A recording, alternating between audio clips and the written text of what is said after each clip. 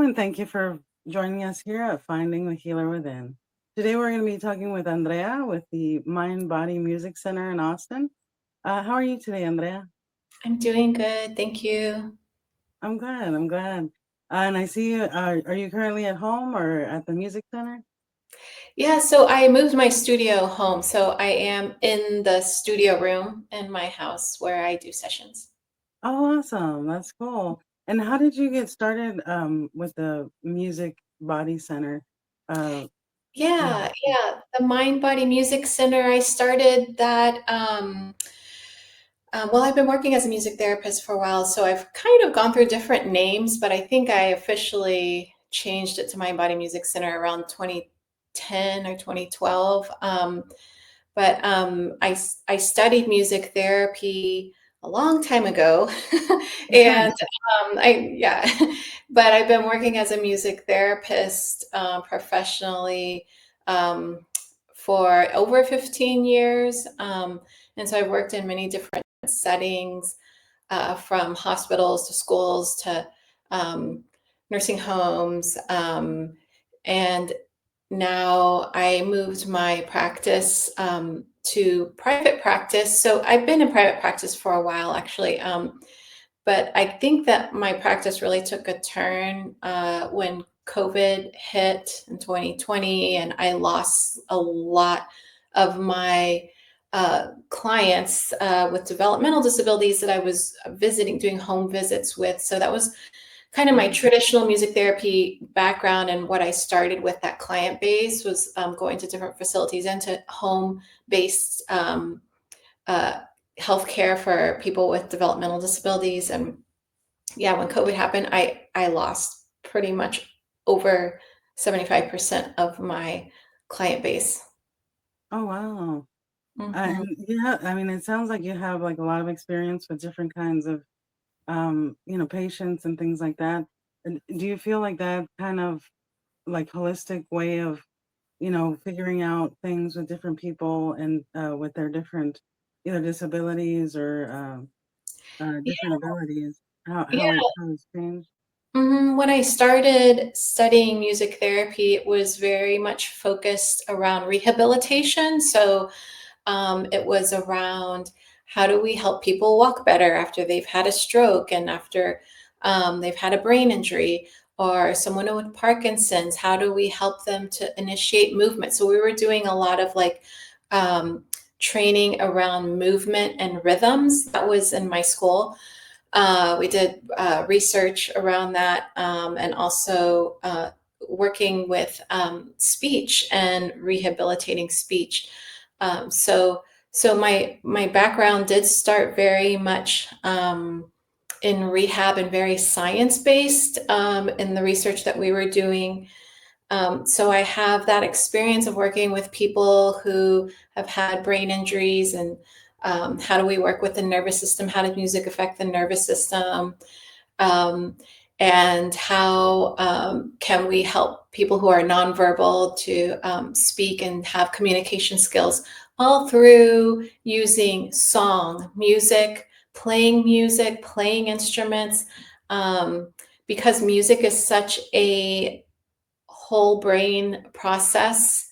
It's one of the things that we do as humans that we say it recruits all areas of the brain at once. So there's Hmm. many different areas of the brain that are communicating to each other when playing music.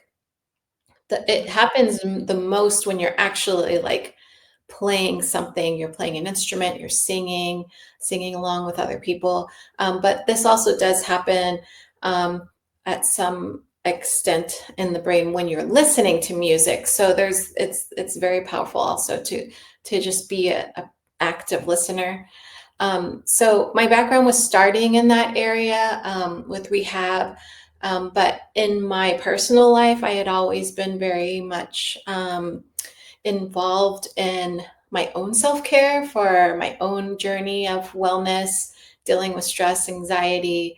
I started different practices like yoga, Tai Chi, and different kinds of martial arts. And all of these sorts of philosophies around these practices were very much like meditation. These were all very much like ingrained in my personal life. And so eventually this was coming more and more into my practice in music therapy. So, so yeah, I kind of take a holistic view now, um, taking what I learned in school, but then now also taking what I practice in my own personal life in meditation practice and more holistic approach to wellness. And then also in my own journey and reaching back to my own roots. You know, you were mentioning this.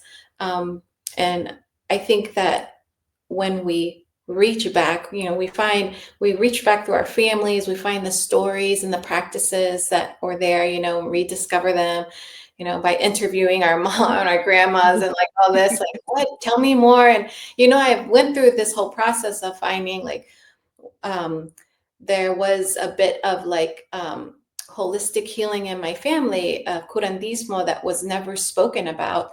Um, because there's this thing about Catholicism and curandismo, like you can't like real some, you know, some families are just like pushing that out. And so I had Hmm. to dig a little bit, but but even now my mom's still like revealing information.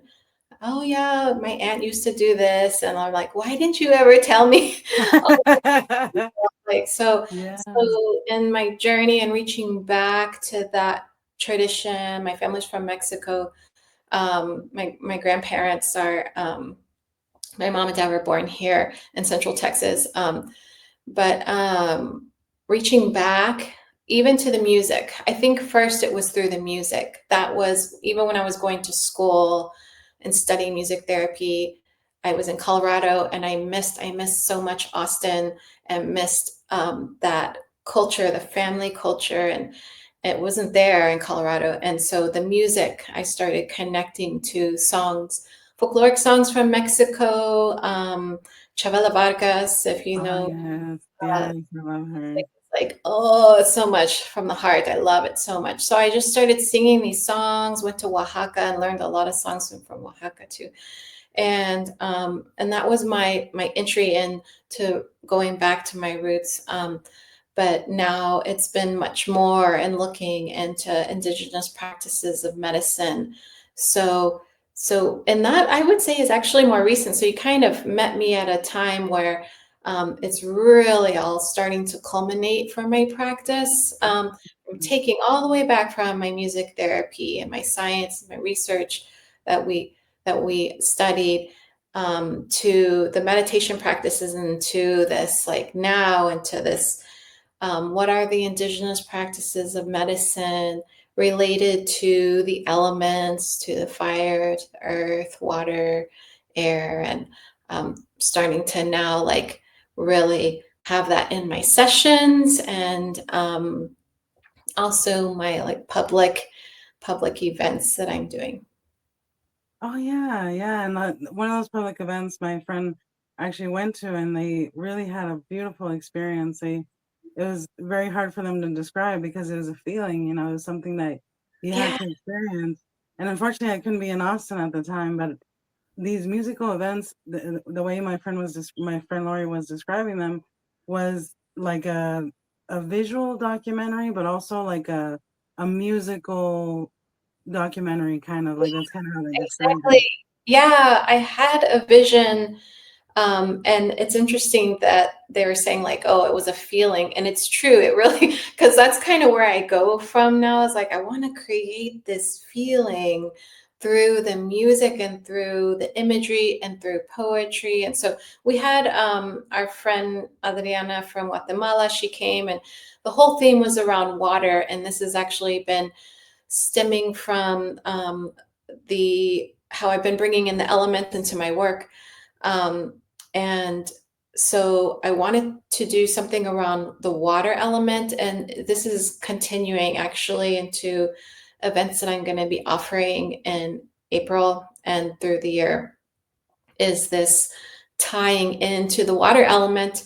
And so I just wanted to give a feeling of how do we connect to the element of water? How do we find that life and the spirit of water, and how can we also remember some of the indigenous ways of reverence to water and relationship to water. So we invited our friend Adriana, who's an archaeologist and working with Mayan communities in Guatemala, and she came, and she had her story. She shared her story of working with these communities who lost their river basically because they had some developer come in and kidnap the river, like divert it. But they called it a kidnapping of the river because the river is a person, it's a spirit, it's a being. So we don't Mhm. just say that, they diverted the water, but they actually were kidnapping that from them. And so she shared her story, and then we had a few other musicians who were playing the soundscape to her story. We had images on a projector. Then we had some poetry around water, um, and really, it was, I think, yeah, what I really want to bring into in these music experiences and these music performances is a feeling of inspiration, helping people to feel reconnected to nature and to the elements, to music, to each other. And I think that, yeah, most of all, it's that feeling that I want to bring through these experiences, because we need this when we're going through so much in our country, and Mhm. we have so much stress, and in our mind, so much of like feeling despair too. It's like we need to bring experiences that help people to remember the beauty that is around us, to remember the beauty of the traditions of our families, and to feel connected in that way that can bring us out of despair. Yeah. Yeah, in order to change the frequency that we carry with us every day, it's definitely something that I've been trying to work with. Just setting intention for the day and things like that. And also, of course, music is always a component of that because it helps me move, and like I know that movement can bring out grief and like just dissipate it, just change the movement of the energy. But with your events and things like that, you do so much work within these events and with these sessions. I'm sure, personally with individuals. And how do you keep your practice from getting astray or anything like that when you're working with so many people and so many energies? Do you mean my personal practice for my Yeah, yeah. well-being? Hmm. Yeah, I find myself having to really get outside, and it's been kind of hard for me this winter because it's been so cold. I'm not a cold weather person, and I need Yeah. to be outside to let off a lot of the stuff that I carry. It could be carrying from sessions. Sessions have been kind of heavy recently, working with Yeah. people. A lot of grief, and, crying, and just heaviness. And like, so I am going outside and doing my practices of moving energy, like you said, with movement. So Hmm. I can do that with some of the Qigong practice also that I've learned, also just the indigenous practice of smudging, using the smoke, using the breath, but also touching the earth, all of these different practices um, that can help us, what I call decharging the energy that needs to be decharged, whether it's like a heaviness, a sadness that may have been picked up, and grief, tension, even from other people. So, so it's something that I know is necessary immediately after I work with people, like not just at the end of the week, like I'm needing to do it like after each session. Yeah. No, and that makes sense because it's a strong um surge of energy that you're consuming or that you're taking out just with your music and vibrations. And like you were talking about rhythm previously, and how does rhythm offer its medicine through the music in our bodies? Wow, rhythm is like one of the like fundamental elements. And it's even at the very fundamental part of what frequency is. So a frequency is we think of we see 440 hertz, or we see like a hertz, HZ. That is the abbreviation for hertz. It's the measurement of a pitch, a frequency. So these frequencies are described as so many cycles per second. So if I have 40 hertz, that means the sound wave is moving in 40 cycles per second if Oh, it's okay. 40 hertz. So that is given a rate. And when we talk about rate, it's almost like a pulse. When you see those heart monitors in the hospital, and you can see the Oh, boop, boop, yeah. boop, boop, boop, it's Yeah. giving you a pulse, right? But you could actually look at that as like a sound wave frequency, because if it's like 80, well, they're doing 80 beats per minute, maybe. They're doing it within minutes, I'm not sure. But frequency of hertz would be how many cycles in a second, how many of sound Oh, wave, one full sound wave from the beginning of the sound wave to the top to the end. So that would be a cycle. So how many cycles per second? That's a rate, that's a rhythm. Our pulse is a rhythm. Our heartbeat is a rhythm. So, at the very, very basic, fundamental uh, of what sound is, there's rhythm. So, rhythm is, if we're looking at rhythm as in a bigger picture of like tempo, timing. So, every song has like a beat, hmm. 1, 2, 3, 4, 1, 2, 3 has these counts. Now, this is really important for slowing down our nervous system. Hmm. So when I play music, whether it's in performance for sound meditation or in a session, I need to create a rhythm or a pulse that is within below a certain rate of basically very slow to help people get into a new rhythm. So we actually have something that happens naturally. It's called entrainment. I don't know if you've heard of this term, but it's like one of the main mechanisms of why uh, music can be therapeutic, and also why sound can be healing. It's because this entrainment happens. So entrainment is basically a synchronization. So if we Hmm. have, um, let's say, I have a drum beat and it's going at a certain rate.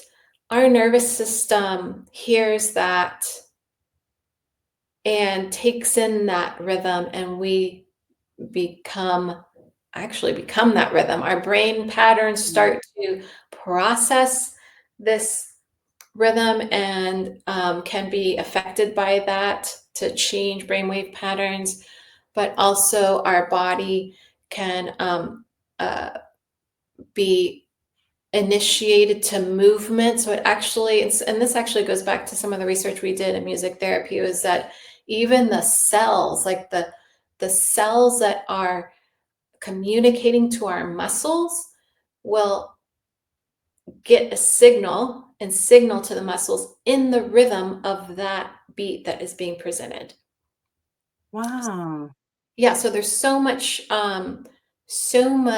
I would say, communication happening from a rhythm to our body on so many levels, all the way to the levels of the cells. The We could also say the cells in the brain, because those are neuronal pathways, like little highways that are processing this music, and those are cells networks as well. So Mhm. it is an entrainment, a synchronization that happens for humans. I mean, everybody can experience this phenomenon from rhythm. Wow, that's beautiful. Is that also why, because that same concept does it work for, like, when, like, for instance, when I hear a cumbia or something like that, where it's just like this heavy beat, and I'm like, oh, I gotta Yes, move, like that's the signal I get, and I just can't, I exactly. can't stop myself. Is that similar to Exactly. that? Yeah. Yes, your body's Oh, entraining to that rhythm. oh, So they actually have done studies around things like running, exercising with music can help improve your performance. So if you have to find the right like tempo, and tempo means basically how fast or how slow mhm. the beat is going. But if you find the right tempo for your training, if you're doing running or another exercise too that's rhythmic, the rhythm can help you to perform better, to go longer, have more endurance. Mhm. Oh yeah, no, I definitely have felt that with especially with running back when I was younger and my knees were better. Like I would run a little bit and then I'd listen to the music and it would definitely help carry me to the next level of endurance or anything like that. So I definitely know I felt that before. Yeah. But even like for instance, I've heard sometimes I'll be out in nature somewhere and I'll hear this, not often, not always, but I'll hear like sometimes like a weird frequency through the woods or something like that. Do these frequencies, could they just be like, for instance, could someone create a frequency like binaural beats or something like that and amplify it to a point to where it can affect people in a certain area that can hear it, or So yeah, not necessarily the binaural beats, but mhm. they've actually weaponized sound before, Yeah. where they've used frequencies that we can't hear, but we can feel. So we can only hear between 20 hertz to 20,000 hertz. So 20 hertz is a very, very low sound, but below 20 hertz, out of our hearing range, they have um, created weapons. The military has created a weapon that can sound and disrupt um, organs, Oh wow. um, or create discomfort in the body.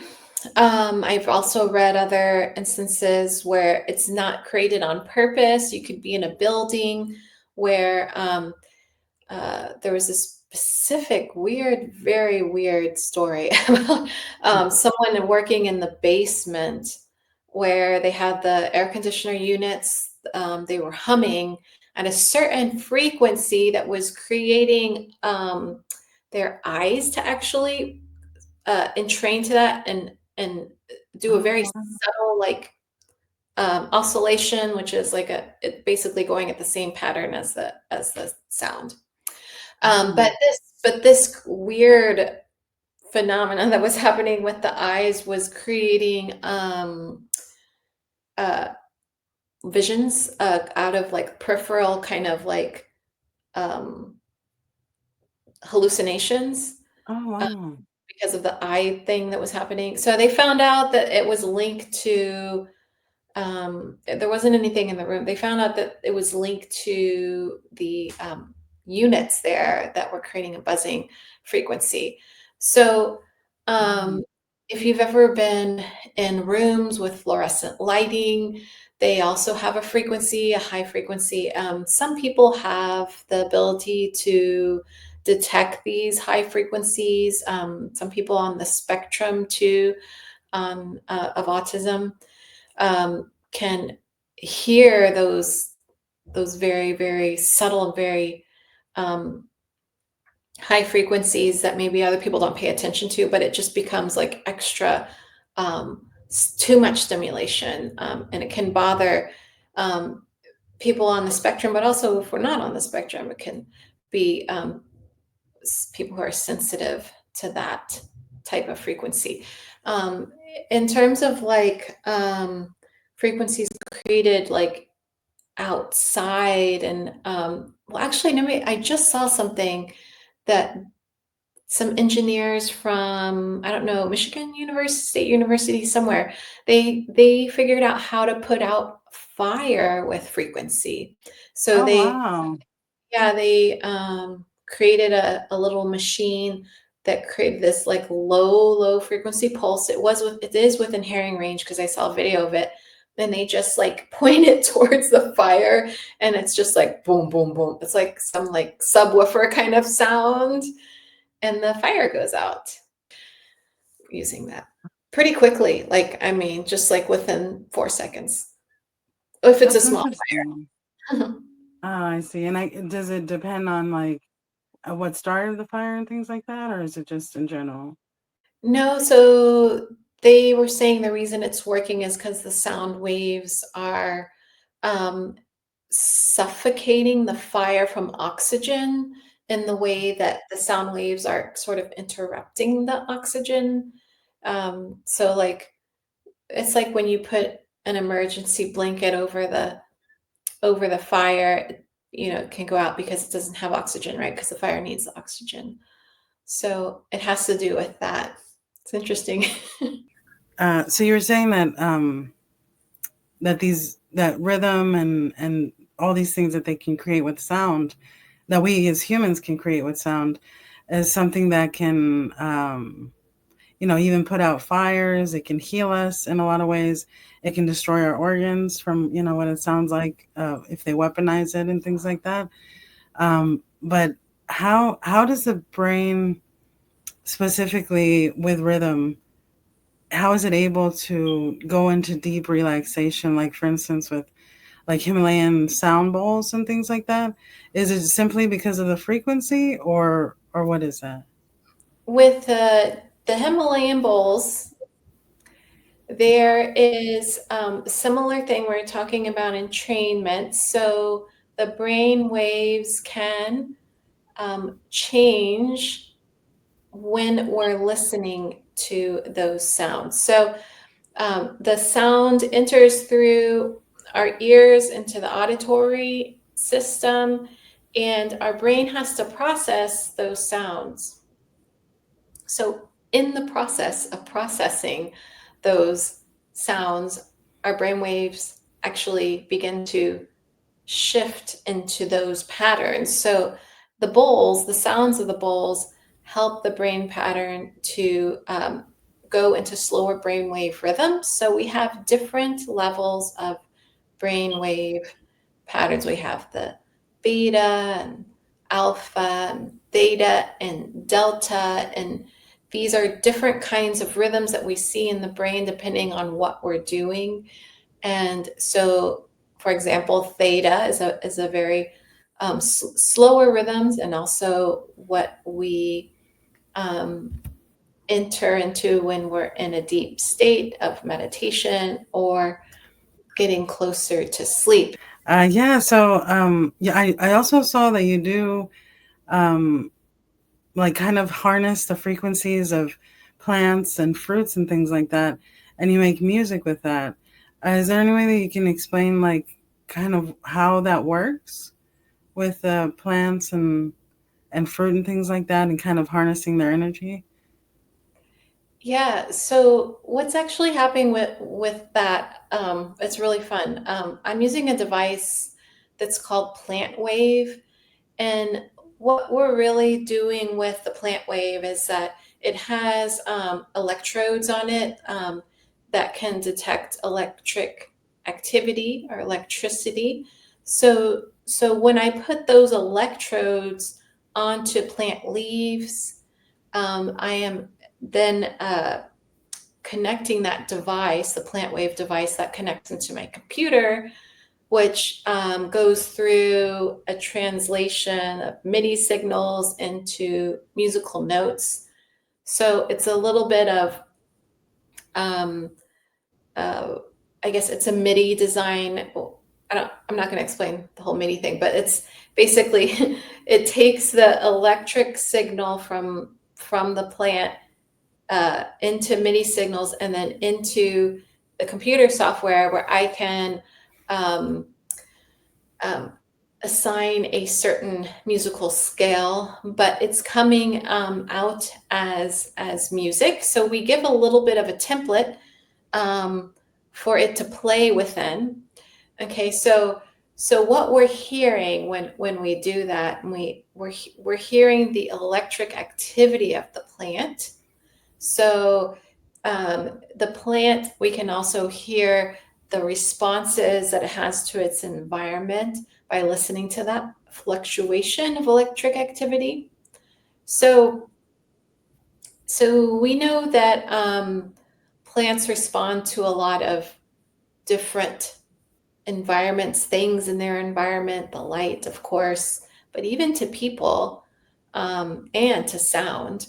So what we're hearing with that plant wave device is that if I touch the leaves on the plant, the music becomes more, there's more notes. That shows an increase in activity in the plant. The plant is responding to my interaction. And also, there's an increase of electrical activity because my body also carries electric activity within it. So then there's a sort of a circuit that's created when I touch the plant. This is similar to with the fruit. The fruit is a little different than what's happening with the plant, but with the fruit, I can create a circuit. And I don't know if you know, but that you can create electricity or you can light a light bulb with a potato. I don't know if you've ever seen that experiment, but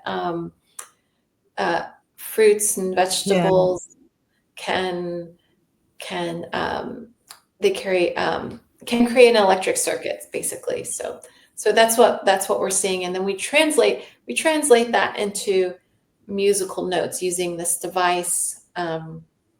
There is a little bit of design on my part um, in uh, designing like what instrument I want it to sound like. Like it could sound like a cello, it could sound like a piano.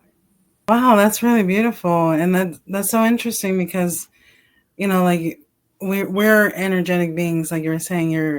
Your energy affects the sound as well, and that like it's just so interesting because we truly are just beams of energy, just kind of floating in this body, and we can affect each other, not only plants and fruits and things like that, but also each other in that sense. Like when will kind of walk into a room and you feel lightness to it, like you were saying, when you have sessions recently that they've been a little bit heavier, it's something that you can feel, and you're attuned to as a person that works with music as medicine, and with all the research that you've done, I'm sure that that's something that you notice a lot more than most people. But how what what kind of like patients do you get? Like what kind of ailments are they trying to cure with the medicine of music when they come to you? So people that come for sessions often are looking for stress relief, and like I was talking about with the Tibetan bowls, Himalayan bowls, that they can help our brainwave patterns move and shift into more relaxed rhythms. It's helpful for relaxing our whole nervous system. So people who are coming for help with stress management and anxiety management, but also people who are looking for kind of a spiritual experience and understanding subtle energy more. I think people are curious about that, like because there is a spiritual aspect of this practice with sound. We can call it spiritual, but it's also just really energetic. How do we detect the subtle energy in our body and around our body and the spaces that we move into. And so when we do practices like this, sessions for sound therapy, sound healing, but also sound meditation, we start to understand how to listen to vibrations, subtle vibrations. We begin to tune in to these a little more. So, um, there is that aspect that people, I think, want to connect to. So it's in this kind of realm of like um, wellness for health when people are coming in, but also like wanting some bit of connection to subtle energies and a spiritual practice. Like, so what do you offer, or where do you offer these services? Like, So I've moved my studio home, so now I offer my private sessions in my home studio here in Austin. Also classes because I'm also teaching now people how to do uh, play with these instruments, even if it's just for self care, using these instruments at home. So I teach and do these private sessions in my home studio. But when I do bigger events with like a larger group, we rent out a space. We've been pretty much doing these bigger sound meditation performances at Vesper, which is in East Austin. It's an old church in East Austin. So we'll be there again in April doing another event.